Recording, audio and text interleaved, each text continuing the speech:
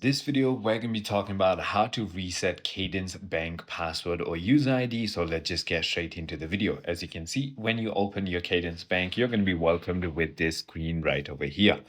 Now, if you forgot your password, right below Save User ID option, there's going to be a little text called Forgot Password. So simply go ahead and tap on that.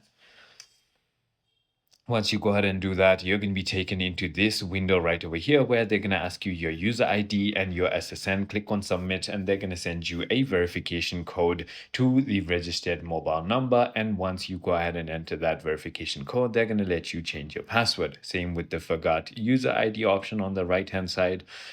You simply go ahead and enter the details they ask you. You verify your mobile number and then you simply go ahead and create a new one. It is as simple as that.